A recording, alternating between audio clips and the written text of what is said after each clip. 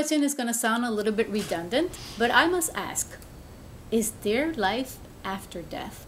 Yes, there is. There is life after death. Just like I explained it to you. I was myself, and every single person who have had a near-death experience can attest to the fact that they were alive. Plain and simple. The near-death experience by itself is the witness, the proof that there is life after death. Because every single one, it doesn't matter where they went, or how they felt, or what environment they were in, or what are their religious beliefs, it doesn't matter. They all know that they are alive.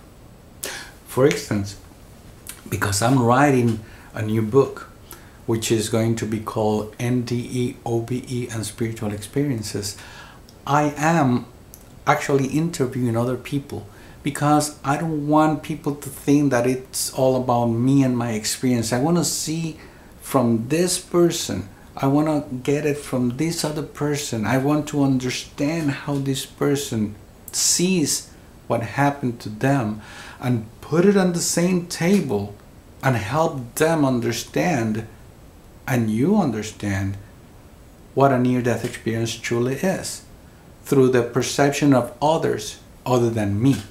You see?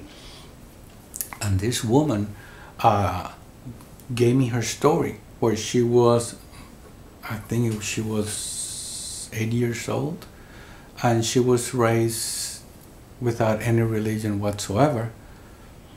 And throughout her near-death experience, she explained to me that she was walking through a trail, grayish in color, and she could not see the other side. I mean, she could not see the end, but she felt compelled to walk through that passage. And it was very calm, and she was looking around and thinking, oh, I wonder where this is going to take me. You see? So there were no theology involved in her line of thoughts, but because she was a young girl, she was given the perception of a pathway so she can feel compelled and move. It is the moving forward what counts. The intent behind the experience is for you to move forward.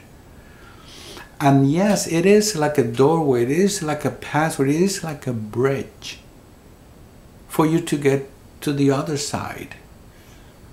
But do you think that you're gonna go boom, boom, just like that? I mean, it's gonna scare the living out of you, and you will say, no way, I don't want to go. But if you're given an environment that best suits you, to feel compelled to move, then that's the scenario that you're gonna be perceiving through that original intent.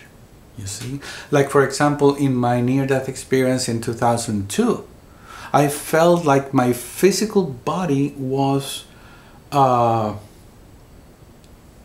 diminishing, while the spiritual body was increasing. And like I said in my book, remember the balloon, the example of a balloon. I feel like I was just balloon full of air, and then you transfer the air from one balloon into the other. When this one is going down, this one is going, this one deflate, this one inflates, just like that, a transition.